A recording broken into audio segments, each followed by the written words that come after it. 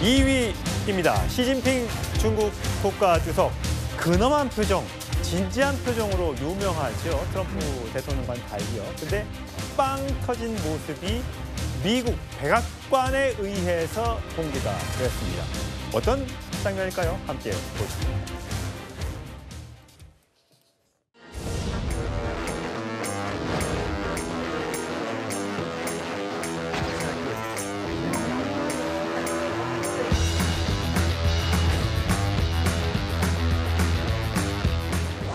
But he's a very tough negotiator.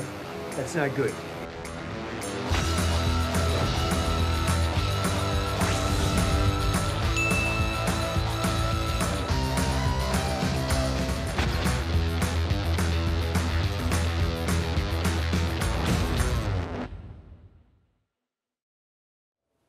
미중 정상회담이 있었을 때, 자, 사진을 저희가 시간대별로 한번 해봤습니다.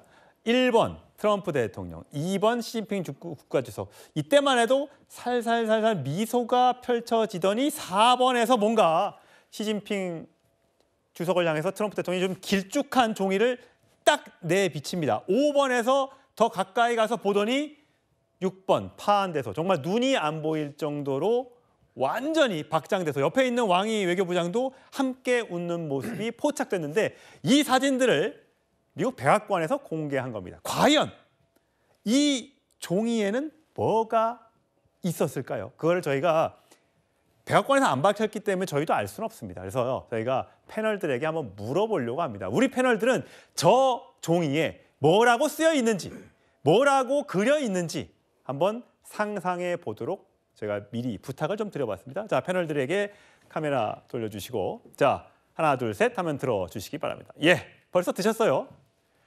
자, 순서대로 갑니다. 먼저 김진욱 대변인. 예, 왕관 쓴 트럼프, 왕관 쓴 트럼프. 자기 사진을 보여줬다. 예, 왜 그렇습니까? 트럼프 대통령이 이번 그 방한 일정 중에 가장 크게 관심을 보였던 게 우리 이재명 대통령이 준비해 준 천마총의 신라 금관입니다. 저거. 네. 저 사진이 정말 화제가 많이 되었고 밈까지 만들어지고 미국의 유수한 언론들이 저 사진을 가지고 엄청난 대화들이 이루어진 그런 상황이었는데 아마도 분위기를 굉장히 시진핑 주석과의 분위기를 풀기 위해서 본인의 자학 개그 정도의 저런 사진을 내보이면서 앞에 앉아 있는 시진핑 주석이 파한대소를 한 게 아닌가라고 저는 예측해 봅니다. 추정입니다. 이거 다 우리 패널들의 추정이에요. 백악관 혹시 트럼프 대통령이 해명하시면 저희가 반영하겠습니다. 자, 두 번째 최성 평론가. 네. 곰돌이푸요? 시진핑 주석을 사실 인터넷에서 많이 좀 패러디하는 게 곰돌이푸 친근한 이미지잖아요. 예. 근데 또 중국에 또 판다가 있고 그러다 보니까 이제 이 시진핑 주석을 그 곰돌이푸에 대해 좀 패러디해가지고 많은 영상이 공유가 되는데 예. 아마 그건 전 세계적으로 그럴 거예요. 근데 그러다 보니까 그걸 혹시 하나 다운로드 받아서 그걸 딱 보여줬더니 이게 당신 모습이라고 하니까 시진핑 주석이 푸앗 그러니까 푸를 보시면서 푸앗 하지 않았을까. 뭐 전적으로 제 추론입니다만 저렇게 한 방에 빵 터진 걸로 봐서는 제 생각이 아주 틀리진 또 않았을 것이야. 이런 생각이 듭니다. 곰돌이푸다. 예, 세 번째 김기용 대변인. 저는 이제 노벨 평화상 이렇게 적었는데요. 원래는 이제 노벨 평화상 콜. 이게 보면 비즈니스맨이잖아요. 그래서 이제 콜이란 게 이제 딜, 오케이 그런 뜻이거든요. 네. 그래서 트럼프 머릿속에는 온통 노벨 평화상이 있는데 이거를 당신과 내가 여기에서 합의를 잘하면 전 세계에 평화가 온다. 그래서 당신이 콜 해주면 저거. 예, 이스라엘 네타냐후 총리가 걸어준 거 저거. 그래서 결국은 당신과 내가 협상을 잘하면 나도 받고 싶지만 당신이 노벨 평화상을 받을 수 있다. 콜? 그런 생각을 한번. 그럴싸합니다. 예, 마지막으로 성치훈 부의장 뭡니까? 예, 150세 레알이라고 했는데요. 150세요? 예, 그러니까 그 지난 9월 중국 열병식 때 이 푸틴 대통령이랑 시진핑 주석이 비공개로 이야기를 나눈 게 공개가 됐잖아요. 예, 그 막루에 올라가는 중간에. 예, 거기서 이제 150세까지 살 수 있다. 이제 두 분이 불로장생에 대해서 이야기를 나눈 것이 이제 화제가 됐었죠. 예. 사실 권력을 잡고 돈이 많은 다 이게 지금 세 명의 지도자의 공통점이거든요. 이제 권력 잡고 돈 많은 그 다음에 이제 생각하는 게 불로장생일 겁니다. 내가 얼마나 오래 살 수 있을 것인가. 그때 저때 저랬겠죠. 그러니까 예. 25년째 집권, 13년째 집권, 영부 집권하고 있는데 요즘 70세는 어린 아이야. 150세까지 살아야지. 예, 저 얘기 했으면 기분 좋긴 했을 그래서 150세까지 나도 살 수 있어? 나도 비법 좀 알려줘? 그러면 관세 협상 해줄게. 약간 이런 식으로 얘기를 해보지 않았을까. 그냥 웃음 섞인 말로 예측을 해봤습니다. 예, 어쨌든 다 내분의 일리가 있는 얘기여서 정말 절로 미소가 지어집니다. 그런가 하면 백악관이 여러 사진을 공개했는데 최수영 평론가, 네. 와, 에어포스 원이요. 네. 그 미중 정상회담장 앞에 저렇게 떡하니 주차가 돼 있어요. 네. 저거는 과시하는 거죠. 흑백 사진. 네. 사실 그 원래 백악관 그 사진 전속 기사들이 굉장히 이례적으로 좀 말하자면 특이한 사진을 많이 찍습니다. 그러니까 예컨대 정상 뒤로 돌아가서 찍는다든가 특히 오바마 대통령 때는 회랑들을 걷는 모습 사진이 굉장히 이례적으로 많은 공감을 샀는데 결국 저거는 슈퍼파워예요. 우리가 세계를 지배한다 그런 뜻을 보여준 거죠. 실제 에어포스 원 저는 뭐 한번 봤습니다만은 미국 비행기 한번 봤습니다. 어마어마합니다. 사실 예. 규모가 그렇기 때문에 저렇게 딱 열병식 도열하듯이 저런 사진 보여주는 거. 저게 이제 미중 정상회담 직후에 바로 미국에 날아갈 거지만 어쨌든 저기 앞에 딱 주차를 저렇게 해놓으면 내가 더 위압감이 들죠. 네. 그리고 저건 세계에 보내는 메시지다. 내가 아직은 시진핑이 한 수 위다. 그 얘기를 하고 싶었던 것이 아닐까. 트럼프 대통령의 전속 사진사도 그 의도를 명찰하고 바로 저렇게 풀을 했을 것 같다는 생각이 듭니다. 예, 아까 푸하핫 웃는 모습뿐만 아니라 이렇게 전세기를 주차해 놓은 사진까지 화제가 되고 있는데 이번 정상회담 끝났죠? 에이펙도 끝났습니다. 여야의 평가는 극명하게 엇갈리고 있습니다. 화면으로 준비했습니다. 이재명 대통령 잘하고 있습니까? 네! 에이펙 다 보셨죠? 중국하고도 잘 지내고 중국하고도 잘 지내면 우리에게 이익이 엄청나게 커요.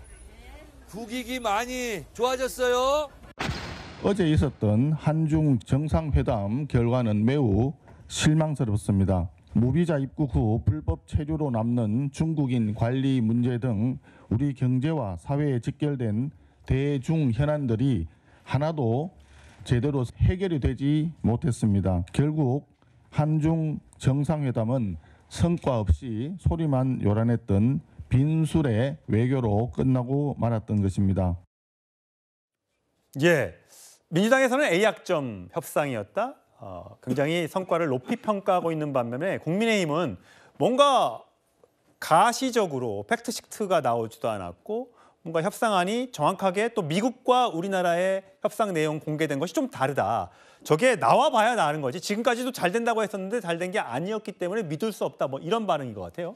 지난 윤석열 정권 3년 동안 중국과 굉장히 거리감을 두었던 상황 속에서 맞이한 그런 이재명 대통령과 시진핑 주석의 만남이었습니다. 시진핑 주석이 11년 만에 방한을 한 상황이었고요. 이 상황 속에서 7개의 MOU를 체결하는 성과도 있었습니다.